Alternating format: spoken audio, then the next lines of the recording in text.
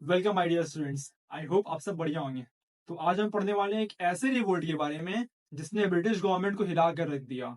जो शुरू तो हुआ था बंगाल में, लेकिन आहिस्ते आहिस्ते दिल्ली, लखनऊ, मुंबई, कानपुर सारे शहरों में फैल गया और एक नेशनल रिवोल्ट बन गया, जिसमें ना जाने कितनों की जानी गई, प्रॉपर्टीज गई, सत्ता गई और इंडियन पॉलिटिक्स उसकी पूरी नींव हिल गई। तो आइए जानते हैं इन सब के बारे में आज के हमारे इस टॉपिक द रिवोल्ट ऑफ 1857 में। तो आइए शुरू करते हैं। तो जैसे कि आपने देख लिया होगा स्टार्टिंग में कि हमारा आज का टॉपिक क्या है, रिवोल्ट ऑफ 1857 टॉपिक है हमारा। टॉपिक को पढ़ने के लिए हम लोगों को इसको 5 पॉइंट्स में डिवाइड करना पड़ेगा और उन पॉइंट्स के अंडर इसको पढ़ना पड़ेगा हमें। तो हमारा पहला पॉइंट क्या है, cause of the revolt. Second हमारा क्या है, major centres of the revolt. Third, nature and the characteristic of the revolt. Fourth, reason for failure and the fourth, impact of the revolt. Which means हम लोग इसमें जानेंगे कि ये कैसे हुआ, क्यों हुआ, इसका इम्पैक्ट, इसका कारण, इसका क्या वहां पर शो हुआ, हम लोगों को कितना फायदा कितना नुकसान शो हुआ, इम्पैक्ट ये देखेंगे हम लोग। लास्ट में फेलर्स देखेंगे और कुछ मेजर सेंटर्स है जिससे क्वेश्चन आता है, जो कि बहुत जरूरी है जानना भी हमारे लिए। तो मैंने उसको भी हर एक पॉइंट बाय पॉइंट लिखा है, सेंटर्स, उसका वर्क क्या हुआ था, वो सारा। तो वो सारा हम इस वीडियो में कवर करेंगे। चलिए शुरू करते हैं।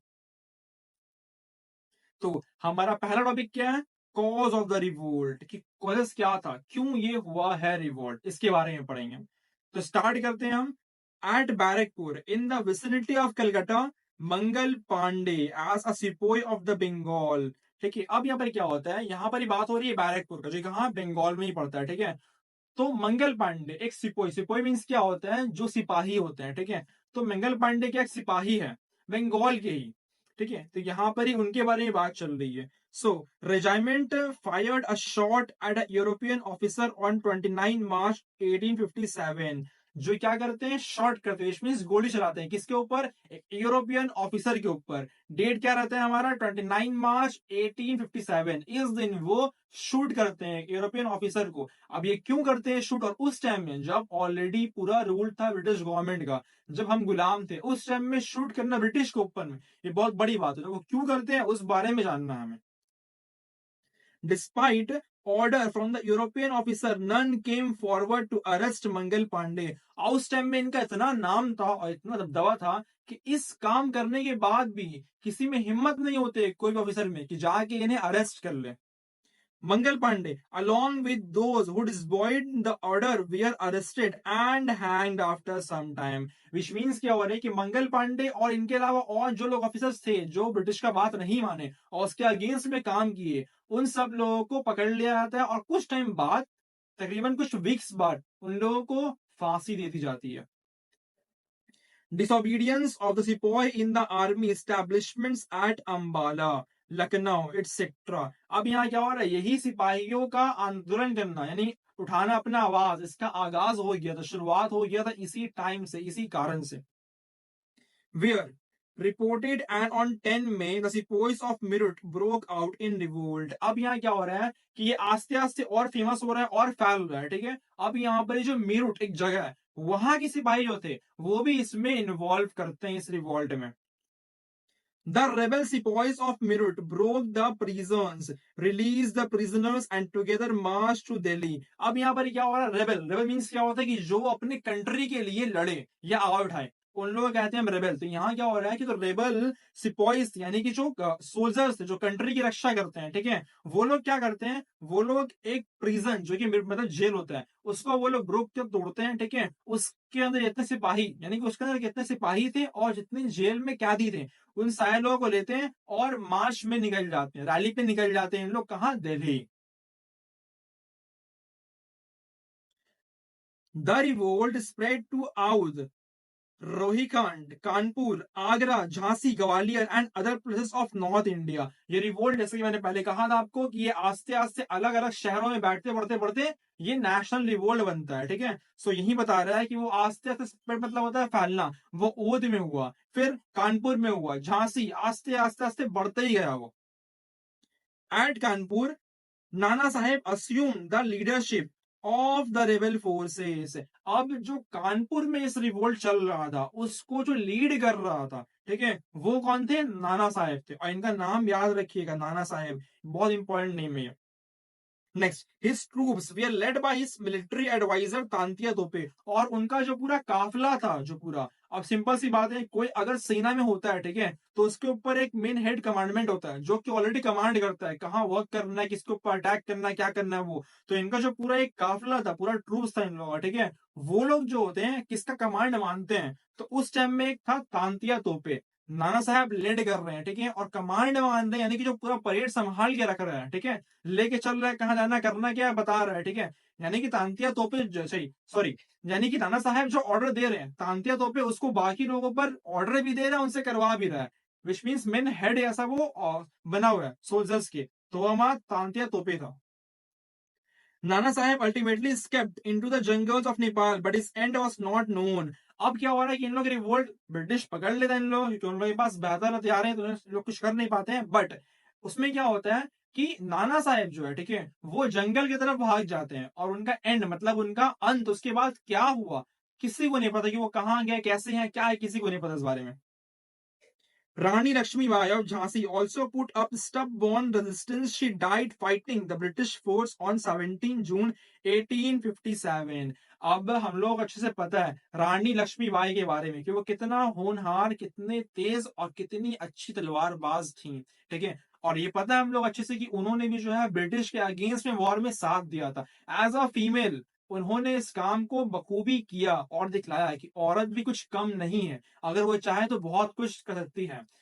इन्होंने शो किया, लेकिन हम लोग को पता है जैसे कि ब्रिटिश से इनका फाइट होता है और फिर ये डाइड मतलब इनको मार दिया जाता है, ठीक है, तो इनका लेकिन डेट याद रखना है आप लोगों को, कभी इनका डाइड हुआ था, विच मीन्स 17 जून 1857 को इनका डेड हुआ था, इनको मार दिया गया था, यानी कि ये अपना बैटल हार चुकी थी।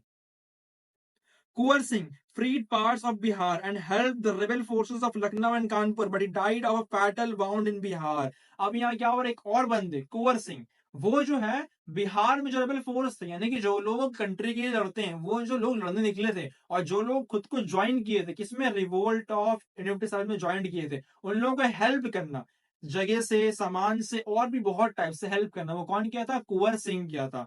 बट ही डाइड, यानी कि एक बहुत ही फटल वाउंड वॉर हुआ था, उसमें इनको मार दिया गया था, ये डाइड, मर चुके थे। तांतिया तोपे went to central India and fought desperately against the British soldiers. अब तांतिया तोपे जो होते हैं, फर्स्ट ऑफ ऑल तांतिया तोपे कौन होते हैं, नाना साहब जो लेड कर रहे थे अपना आर्मीज को, उसका आर्मी का कमांडर जो होता है वो होता है तांतिया तोपे। यहाँ क्या बोल रहा है, तांतिया तोपे जो है वो जो लड़ा था, लड़े थे वो, ठीक है, तो वो काफी डेस्परेट, मतलब काफी साहस, काफी ताकत और काफी समझदारी से वो लड़े थे फाइट को। सो किसके against, against the British soldiers, ultimately he was betrayed, यानी कि वो अगेंस्ट लड़े किसके, ब्रिटिश सोल्जर्स के, बट उनको भी हरा दिया गया था। Captured and sentence to death, और उनको हराने के बाद पकड़ लिया गया था और उनको डेथ विच मीन्स फांसी की सजा दी गई थी। Delhi was the captured by the British in the third week of September 1857. यानी कि दिल्ली जो है फिर से कैप्चर्ड हो गया था, यानी कि इससे पहले दिल्ली में जो है बहादुर शाह उसका राज चल रहा था, मुगल एम्पायर। अब दिल्ली यहाँ फिर से कैप्चर्ड हुआ, किसके अंडर में आ चुका है, ब्रिटिश के अंडर में आ चुका है, ठीक है, और ये कब हुआ था, सितंबर 1857 में ये हुआ है, विच मीन्स कैप्चर्ड हुआ है। The sons of Bahadur Shah were captured and killed. अब यहाँ पर एक बात बड़ा इंपॉर्टेंट गौर करना है, यहाँ पर कहा the sons of Bahadur Shah, which means S लगा हुआ है कि वो एक नहीं थे, ज्यादा थे, उनके दो सन्स होते हैं, ठीक है, दो बेटे उनके होते हैं, उन लोगों को मार दिया जाता है। तो ये क्वेश्चन आता है, मे बी शायद एमसीक्यू में इस तरह से क्वेश्चन आ जाए कि हाँ उनके किसी में लिखा हुआ रहा कि सन ऑप्शन दिया हुआ रहा, किसी में सन्स दिया हुआ रहा, तो इसको आपको देखना समझना अच्छे से कि ये सन्स और सन है।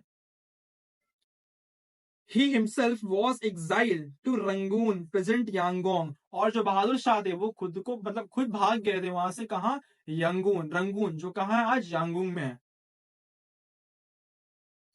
नाउ नेक्स्ट हमारा टॉपिक क्या है, major centres of the revolt. तो अब तक जो मैंने हमने पढ़ा टॉपिक कवर किया, ठीक है, इसमें सेंटर्स मेजर क्या क्या है, जिसमें बहुत सारा इंपॉर्टेंट इवेंट्स हुए, इंपॉर्टेंट सारा, जिससे क्वेश्चन ही बनता है और क्वेश्चन हर साल से क्वेश्चन आता है, ठीक है, तो वो सारा हम यहाँ कवर करेंगे। फर्स्ट हमारा क्या है, Barrackpore. Barrackpore, Mangal Pandey shot and European officer, इसके मैंने कहा इससे पहले आपको, बैरकपुर में क्या होता है कि मंगल पांडे शॉट करता है एक ऑफिसर को, वो क्यों करता है शॉट, इसके बारे में आगे पढ़ना है हम लोगों को, बट वो क्यों शॉर्ट करता है, क्योंकि उस टाइम में क्या होता है, वेपन्स ऑलरेडी आ चुके थे, ब्रिटिश सोल्जर्स के अंदर में, इंडिया के अंदर, ठीक है, इंडिया में क्या हो रहा था कि इंडियन लोग कोई सिपाही बना के अपने अंदर रख रहे थे उन लोग, और इंडियन लोग थे वहां पर ही। अब इंडियन के अंदर जो है हिंदू थे, मुस्लिम्स थे, इन दो लोग सिपाही थे ब्रिटिश का। अब उस टाइम में ऑलरेडी राइफल्ड वगैरह यूज किया जाता था, बट उस टाइम में उसमें प्रॉब्लम क्या था कि जो बुलेट्स होता है, यानी कि जो गन के ऊपर का पॉइंट नोक होता है, जो नीप लगता है आगे, ठीक है, वो चीज अलग था, और जो कारतूस होता है, ठीक है, यानी कि जो गन पाउडर्स होता है, वो अलग आते थे। तो पहले गन पाउडर डालना पड़ता था उसमें, फिर बुलेट डालो, उसके बाद फिर उसको अंदर में डिप करो,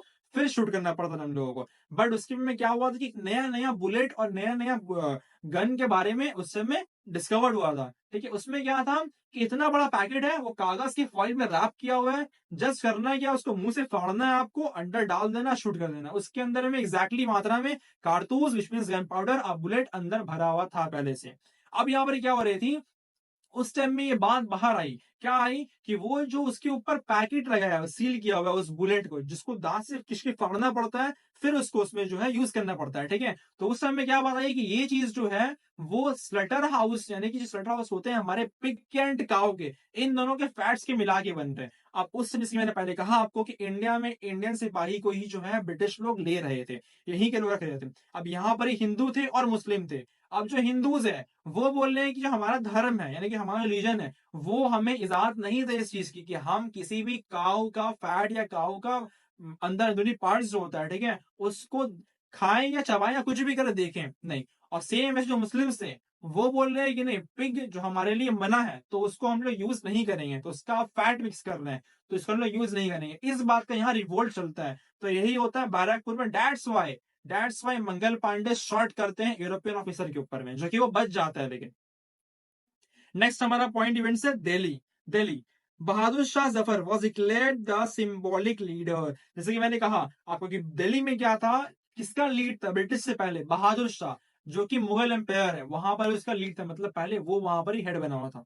नेक्स्ट है हमारा Kanpur. Nana Sahib assume the leadership of the rebel forces. जैसे कि मैंने कहा आपको, नाना साहेब जो होते हैं, ठीक है, वो कानपुर में लीड करते हैं, जो रेबल फोर्स रिवोल्ट में निकले हुए हैं उसको लीड करते हैं, मतलब उसको एक तरफ लेके चलना सॉरी, उसकी सारी बात वगैरह मानना और हर चीज से देखना, उसे कहते हैं लीडर, लीड करते हैं। और मैं फिर से बोल देता हूँ, इनका जो आर्मी फोर्स था, इनका जो पूरा लोक काफिला था, उनका जो मेन कमांडर था वो था तांतिया तोप। नेक्स्ट है Jhansi. Led by Rani Lakshmibai, she died fighting the British forces on 17 June 1857। जैसे कि मैंने पहले कहा आपको, रानी लक्ष्मीबाई, इन ये झांसी की रानी वाली थी, और इन्होंने फाइट किया था अगेंस्ट ब्रिटिश के, ठीक है, और इन्होंने फाइट किया, और फाइट में ही इनका डेड, विच मींस ये हार गई थी, इन्हें मार दिया गया था। नेक्स्ट है हमारा Bihar. Kunwar Singh help the rebel force of Lucknow. Kunwar Singh जो होते हैं, वो बिहार के रेबल फोर्स जो रिवोल्ट में निकलते हैं, यानी कि अगेंस्ट खड़े होते हैं ब्रिटिश के, उठाते हैं आवाज, उनको हेल्प कर रहे थे, मदद कर रहे थे उनकी। नेक्स्ट टॉपिक क्या है, तो अब तक हम लोगों ने जो है कॉज पढ़ लिया है, मेजर सेंटर्स पढ़ लिया है। नेक्स्ट हम आते हैं nature and characteristics of the revolt में, हम लोग पढ़ना है। The revolt of 1857 for long time mistaken to be mutiny of the Indian sepoys under the East India Company. So जो रिवॉल्ट था, इसको बहुत लॉन्ग टाइम तक समझा, इसको बहुत ज्यादा लंबे वक्त तक के समझा गया कि ये जो है सिर्फ इंडियन सिपाही, मतलब जो सिपाही है इंडिया के, उन लोग अपना वही कारतूस कर लेकर के अपना उन लोग से रिवोल्ट कर रहे हैं, और इसमें और कोई ज्वाइन नहीं था। अब तक का समझा ये आता था, बहुत लॉन्ग टाइप का। Then the revolt indeed was joined by different classes of civilian population, giving it greater dimension. अब यहाँ क्या होता है, अब यहाँ पर कहानी में एक अलग मोड़ आता है। यहाँ पर क्या आता है कि सिर्फ सिपाही नहीं थे, इंडिया के अलग अलग सिविलाइजेशन के लोग, अलग अलग कैटेगरीज के लोग, और अलग अलग रिलीजन्स के लोग इसमें जुड़ते हैं, अलग अलग शहर के लोग जुड़ते हैं, हर कोई इस रिवोल्ट में आस्ते आस्ते जुड़ना शुरू करते हैं, जो कि इसका बहुत इंटरेस्टिंग पॉइंट फिर जहां से घुरता है। Thus, it is better to be called Revolt of 1857, the Great Revolt of 1857, instead of Sepoy Mutiny. इसके बाद ही इसको नाम दिया गया द ग्रेट रिवॉल्ट ऑफ 1857, जिस मीन इसका पहला नाम क्या था, सिपोय म्यूटनी। तो उसमें क्या था कि सिर्फ सिपाहियों का लड़ाई, बट यहाँ पर वो नहीं रहा, तो उसका नाम दिया गया the great revolt of 1857। In some places, the people came forward to fight against the British army with ordinary weapons. और अलग अलग जगहों से, जैसे कि मैंने पहले भी कहा आपको, Delhi, Lucknow, Mumbai, Kanpur, in fact all over, हर तरफ से लोग आना शुरू हुए हैं यहाँ पर ही, इस रिवोल्ट में हिस्सा लिए हैं, और इनके पास जो भी ऑर्डिनरी सो कॉल्ड वेपन्स था, भले ही वो मॉडर्न ना हो, सबसे बेहतर ना हो, इनके पास जो रहा, किसी के पास मान के चलिए कुल्हाड़ी हो तो वो लेके आ गए हैं, किसी के पास बांस है तो वो लेके आ गए, इनके पास जो हो पाया, बस रिवोल्ट करने के लिए जाना है हमको, ये लेके आ गए, लेकिन रिवोल्ट में ये लोग आए। Another characteristic feature of the revolt of 1887 was the sorry, rebels burned the government records similar to what they did of the account books of the money lenders and saukars. अब ये जो point है बड़ा interesting point है, यहाँ पर ये क्या आ रहा है, एक अलग कैरेक्टरिस्टिक रिवोल्ट देखने मिलता है हम लोगों को, वहां देखने क्या मिलता है हम लोगों को कि ये जो रेबल्स रहते हैं, ठीक है, ये लोग करते क्या है, they burned the government records similar to what they did of the account of books of the moneylenders and saukars. वो लोग जला देते हैं किसको, गवर्नमेंट रिकॉर्ड्स को जला देते हैं। क्यों जलाते हैं, और यहाँ पर क्या बोला गया है, जलाते हैं इस तरह जैसे उन लोगों ने जमींदार एंड सोकास का रिकॉर्ड को जलाया था। विच मींस यहाँ को बोलने वाला है, मैंने इससे पहले ही पढ़ा चुका हूँ और इसमें ही बताया हूँ, ठीक है, कि जमींदार और मनी लेंडर्स, लैंडलॉर्ड्स, इन लोगों ने काफी ज्यादा फार्मर्स पर और कौन पर से जुल्म किया, ठीक है। ये लोग एजेंट से ब्रिटिश के, ब्रिटिश इन लोग को बोलता है एक टैक्स बढ़ाओ एक्स्ट्रा, ये करो वो करो, उसको तकलीफ दो, ये करो, उन लोग करते थे। और जमींदार थे, इन लोगों के खिलाफ कोई भी अगेंस्ट फाइल केस नहीं बनता था, अगर बनता भी जला दिया जाता था, उसके खिलाफ कोई सबूत नहीं रहता। तो यहाँ वही बोला गया है कि उन लोगों ने वैसे ही जलाया, ठीक है, वैसे जलाया जैसे ही कि जमींदार एंड सौकास का रिकॉर्ड को चलाया गया था। Despite the British attempt to create a Hindu-Muslim divide, the two communities fought shoulder to shoulder against the British colonial rulers in the revolt. अब यहाँ पर जो हम लोगों ने सुनते हुए आए बचपन से कि जो ब्रिटिश होते हैं वो एक बहुत ही बेस्ट प्लान जो है यूज करते हैं, ठीक है, क्या करते हैं वो लोग, हिंदू मुस्लिम करवाते हैं, जिसकी वजह से क्या हो रहा है कि उस टाइम में दोनों भाई भाई मींस दोनों शोल्डर शोल्डर मिला करके अगेंस्ट खड़े थे, किसके, ब्रिटिश के। अब वो देख रहे हैं कि यहाँ एकता काफी है, अगर हम इस बीच में आएंगे तो हम सकेंगे नहीं, बट अगर इन लोगों को आपस में लड़ा दें हम, तो बीच में अपना काम निकाल सकते हैं आराम से हम। तो जो कि ऑलरेडी आज भी बहुत सारे पॉलिटिशियंस जो है बड़े बड़े पोस्ट में बैठे हुए हैं, उन लोग यही काम कर रहे हैं, बस हिंदू मुस्लिम कर रहे हैं, अपना तक संभाल रहे हैं और कुछ नहीं। सेम वैसे ही ब्रिटिश भी थे, उन लोग वही काम करते थे, हिंदू मुस्लिम करवाए, अपना काम निकाल लिए यहाँ से और पूरे इंडिया को लूट लिए। The Azimgarh Proclamation publicized on 25 August 1857. अब यहाँ पर क्या हुआ, एक आजिमगढ़ प्रोक्लेमेशन साइन हुआ है, ठीक है, कब हुआ था ये, 25 अगस्त 1857 में साइन किया गया था। Stated clearly that both Hindus and Muslims were being ruined under the tyranny and operation of the infidel treacherous English. अब यहाँ क्या बोला जा रहा है, ठीक है, कि जो हिंदू मुस्लिम थे, इस बात का उस टाइम प्रूफ दिया गया रिकॉर्ड्स में कि उस टाइम हिंदू मुस्लिम करवाया गया और वो लोग आपस में एक दूसरे को ही मारना शुरू कर दिए थे। और इलिटरेट पीपल्स जो पढ़े लिखे नहीं, उन लोग काफी ज्यादा इस बात में भड़क गए थे और काफी ज्यादा इस किस को लेकर रश हुआ था, जो कि आज भी होता है, कॉमन है। Next, in some areas of Uttar Pradesh and Bihar, peasants and artisans rebelled against the British rulers, as also the new zamindars who were the creation of the British themselves. अब यहाँ क्या हो रहा है, इन some areas of Uttar Pradesh की बात चल रही है यहाँ पे, ठीक है, वहां उत्तर प्रदेश हुआ, बिहार हुआ, वहां के जो पीजेंट्स लोग हैं, वहां के जो लोकल्स लोग हैं, वहां के जो रेबल फोर्सेस हैं, उन लोग अगेंस्ट ब्रिटिश के लड़ने में आते हैं आस्ते आस्ते। लेकिन यहाँ बात सिर्फ इसमें खत्म नहीं हो रही है, यहाँ बात आ रही है कुछ जमींदार ऐसे भी होते हैं जिन लोग वाकई में लगता है कि नहीं ये जो यहाँ हो रहा है सॉरी, ये वाकई में गलत हो रहा है, बिकॉज अगर उन लोगों पे इतना दबाव डाल दिया गया तो उन लोग कुछ नहीं कर पाएंगे। तो कुछ जमींदार, कुछ लैंडलॉर्ड्स भी जो इसके खिलाफ उठाते हैं आवाज, तो यहाँ पर ही वो भी ज्वाइन करते हैं, ये यहाँ पे इंटरेस्टिंग बात है। तो expulsion of British was the immediate goal. There was no coordination plan to establish an independent government in place of the British. अब इन लोगों का जो मेन गोल था, सेट क्या था इन लोगों के दिमाग में गोल, कि हम लोग को किसी भी हाल में ब्रिटिश गवर्नमेंट को हराना है बर्बाद करना है, खत्म कर देना है। इन लोगों का मेन जहन, मेन गोल वही था। और इन लोगों का कोई प्लान नहीं था कि ब्रिटिश गवर्नमेंट को हटाया, गवर्नमेंट कैसा बनाना है, कौन बनेगा, किस तरह चलेगा, क्या क्या करना है, कुछ प्लान नहीं, बस इन लोगों के जहन में एक ही बात था, किस तरह ब्रिटिश को हम लोग हटा लें यहाँ से।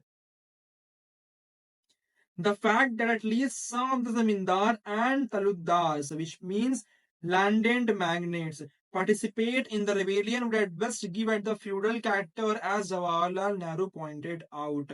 अब यहाँ क्या हो रहा है कि जो उस टाइम का फैक्ट अगर हम गौर करें, जैसे मैंने पहले कहा आपको, ठीक है, तो उस टाइम में बहुत सारे जमींदार और लैंडलॉर्ड्स ज्वाइन करते हैं इन लोगों को और अगेंस्ट में लड़ते हैं। इस बात को जवाहरलाल नेहरू नेहरू अपने किताब में पॉइंटली नोट करते हैं कि उस टाइम में वो लोग भी साथ दिए थे, आए थे। Professor S. N. Sen, in his book entitled 1857, book name याद रखिएगा, entitled 1857, concluded that the mutiny of 1857 was not simply a rising of the sepoys. तो प्रोफेसर एस एन सेन जो रहते हैं वो इस बात को बखूबी अच्छे से बताते हैं अपने किताब में कि वो जो रिवोल्ट उस टाइम हो रहा था वो सिर्फ सिपाही म्यूटिनी विच मीन सिपाहियों का जंग नहीं था। सिर्फ सिपाही उसमें नहीं लड़ रहे थे, जैसे मैंने पहले कहा आपको कि आस्ते आस्ते हर शहर से लोग जुड़ना शुरू किए यहाँ, इसीलिए दैट्स वाई इसको नेशनल रिवोल्ट भी कहा गया है। आगे बढ़ते हैं। Professor Reams Chandra Mazumdar's arguments are also somewhat identical with those of Professor Sen. अब यहाँ पर ही एक और प्रोफेसर आते हैं, उनका नाम क्या रहता है हम लोगों का, रमेश चंद्रा। उनका भी जो मेंटालिटी रहता है, उनका भी जो लिखा हुआ रहता है, एग्जैक्टली सेम प्रोफेसर सेन जैसा रहता है कि उस टाइम में सिपाहियों का लड़ाई नहीं था, उसमें और भी बहुत लोग ज्वाइन किए थे और लड़े थे अगेंस्ट ब्रिटिश के। According to him, what began as a mutiny ended in certain areas in an outbreak of the civil population. अब इनके अकॉर्डिंग क्या होता है कि म्यूटनी जो होता है वो एंड किस तरह करता है, खत्म किस तरह होता है, ठीक है, उसके बारे में कुछ पॉइंट बताएं, आगे पढ़ेंगे हम। There is, however, no dearth of the other opinions, as pointed out by the Professor Sekhar Bandyopadhyay, Vedi Sarvakar, by describing the revolt of 1857 as the Indian War of the Independence, directly drafted into the historiography of the Indian nationalism. और यहाँ पर ही professor Shekhar Bandopadhyay and V D Savarkar इन लोगों ने अपना एक book लिखा था, ठीक है, उसका नाम क्या था हमारा, इंडियन वॉर ऑफ इंडिपेंडेंस। उसमें इन लोगों ने बखूबी इस बात को दिखाया है कि ये वॉर किस लिए शुरू हुआ था, कौन कौन जिम्मेदार थे इसमें, और ये क्यों इतना ज्यादा फैल गया था। मतलब बाकी रिवॉल्ट भी हुआ बट वो जगह जगह शहर शहर बस काफी था, बट ये पूरे इंडिया में क्यों फैल गया था, क्यों इतना आगे बढ़ा, क्यों लोग इसमें खुद को ज्वाइन किए, क्यों लोग वाकई में चाहे थे उठाना आवाज, ब्रिटिश गवर्नमेंट को क्यों कुछ करना पड़ा, उन लोगों ने क्या किया, हर एक चीज को डिटेल्ड में इन्होंने बताया इस किताब में। Through vigorously denied by the conservative school of historians, the opinion of Savarkar received support from the professor S.B. Chaudhary. और इन्होंने जो लिखा था, ठीक है, इस बात को सपोर्ट कौन करता है, professor S B Chaudhary.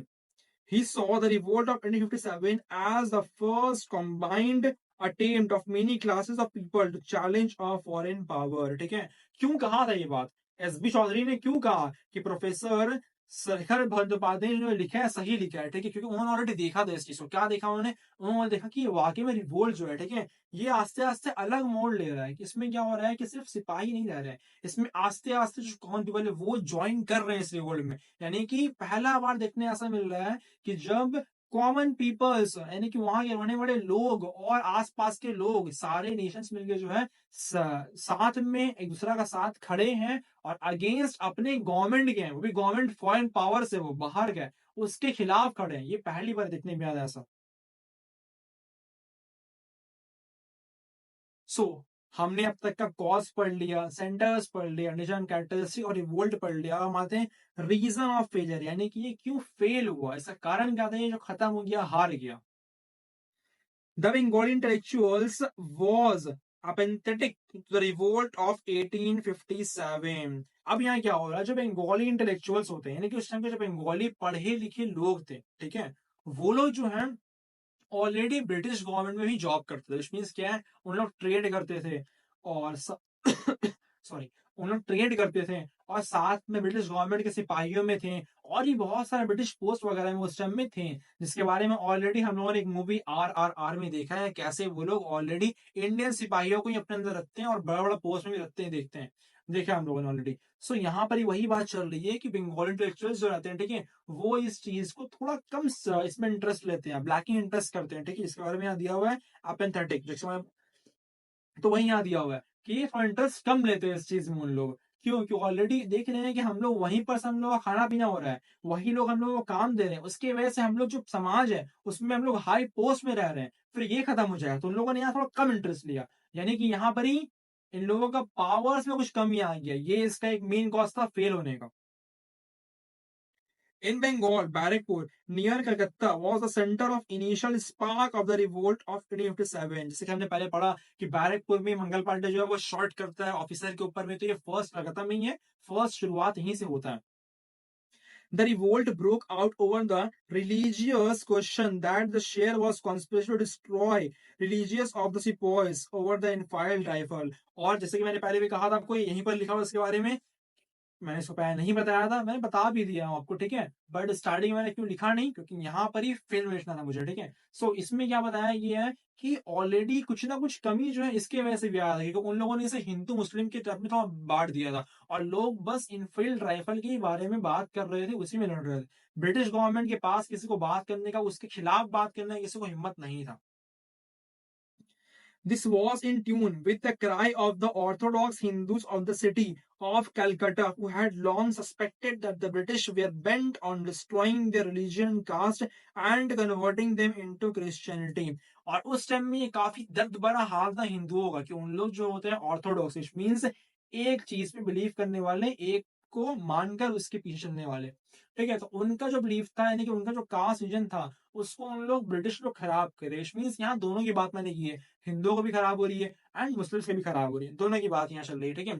But Hindu specially कुछ ज्यादा ही ऑफेंड भी थे, और उनको कहीं ना कहीं डर भी था इस बात का, और पता भी था कि ब्रिटिशर्स जो है उन लोगों का रिलीजन चेंज करे, उन लोगों को कन्वर्ट कर रहे क्रिश्चियनिटी में, ये भी उन लोगों को डर था और खराब था। It has been pointed out by Sri Benoy Ghosh that the growing political consciousness of the English educated Bengali middle class also shaped their hostility towards the revolt of 1857। और ये एक सर हैं श्री बिनोय घोष, उन्होंने अपने ग्रोइंग पॉलिटिकल कॉन्शियस के बारे में बताया, लिखा कि उन्होंने कैसे बताया कि जो इंटेलेक्चुअल्स थे बंगाली, उन लोग वाकई में किस तरह से रिवोल्ट में हिस्सा लिए, जरा बहुत ज्वाइन किए, खुद के वो लोग पोस्ट पहुंचाने में लगे हुए अपना, वो सारा उन्होंने बताया ये क्यों फेल हुआ ये।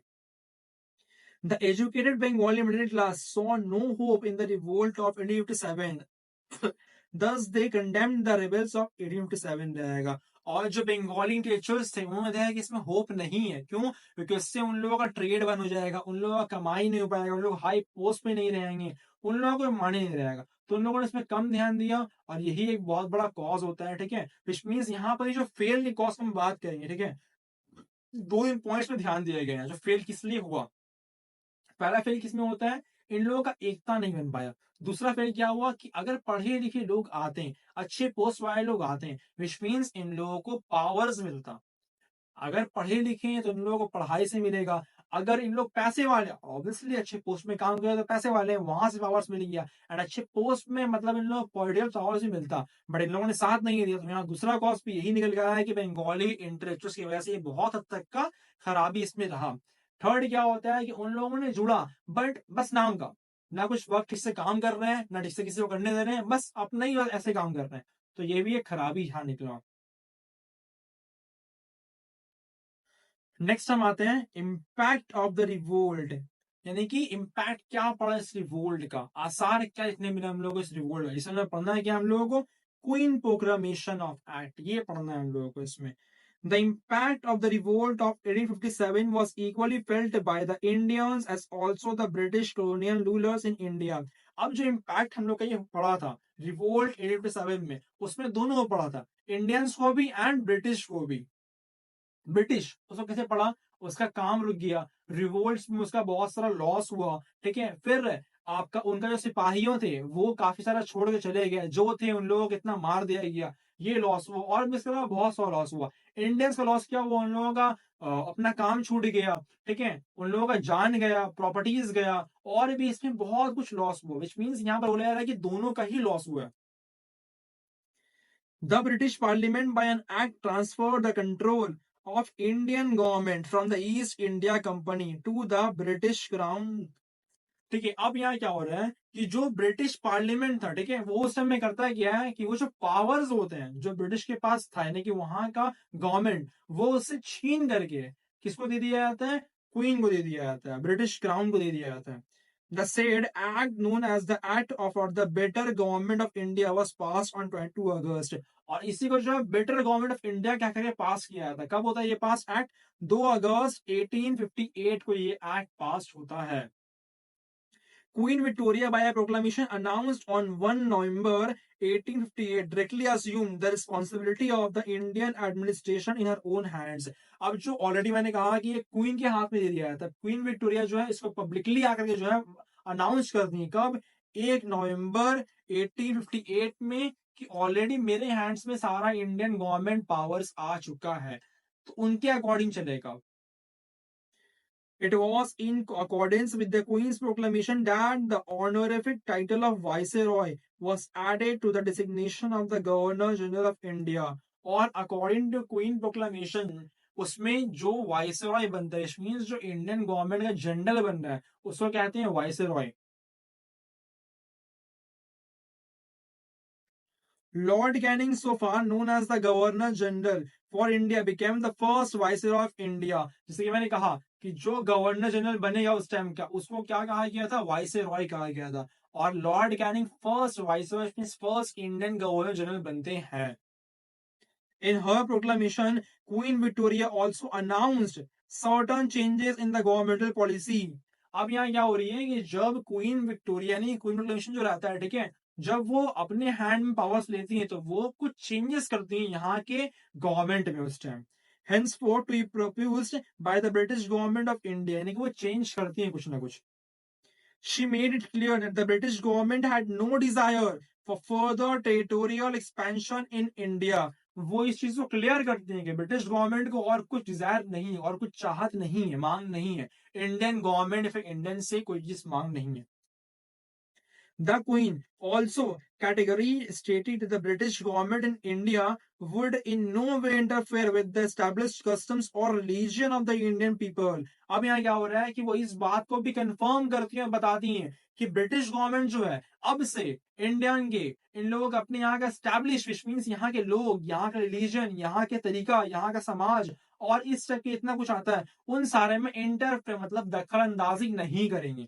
अब आइंदा ये लोग कभी भी इस चीज में दखलंदाजी नहीं करेंगे, और जो जैसा चल रहा है चलने देंगे वैसे ही। बस गवर्नमेंट जो रहेगा, वो गवर्नमेंट जिस तरह वर्क करना है, किस तरह लोगों का भला करना है, उन सब में ध्यान देगा। ये बात था। तो इस टॉपिक के अंदर मैंने सारा पॉइंट्स कवर कर दिया, कॉज किस तरह हुआ, किसने किया, कैसे किया, इम्पैक्ट क्या पड़ा इसका, मेजर सेंटर जैसे क्वेश्चन आता है जो कि इंपॉर्टेंट लाइन भी है, इनफील्ड राइफल के बारे में कवर किया, कहाँ कहाँ ऑलरेडी ये रिवोल्ट हुआ था, उसको लेड कौन किया था, वो सारा कवर किया मैंने, पॉइंट्स कवर किया मैंने, कितने पॉइंट्स में थे वो कवर किया मैंने, फिर इसका फेलर जो होता है वो कवर किया, उसको 3 पार्ट्स में डिवाइड किया, वो कवर किया, एंड जो बंगाली इंटेलेक्चुअल्स थे उन्होंने किस तरह साथ नहीं दिया वो भी यहाँ पर मैंने कवर किया। हर एक पॉइंट्स को इन डिटेल मैंने स्टडी किया और पढ़ाया आपको अच्छे से, ताकि आप समझ पाए इस वीडियो को, इस चैप्टर को, इस कंटेंट को अच्छे से समझ पाए आप।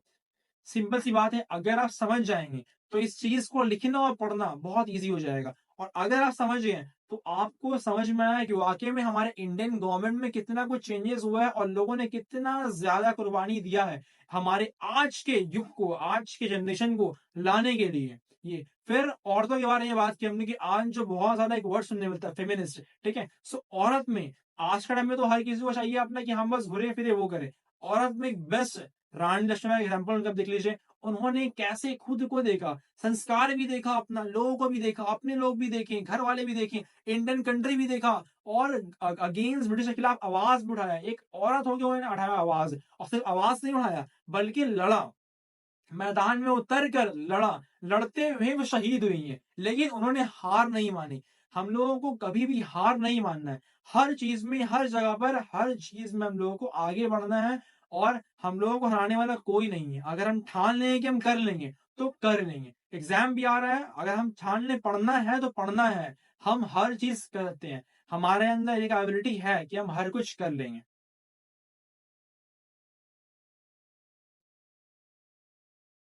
Thank you very much.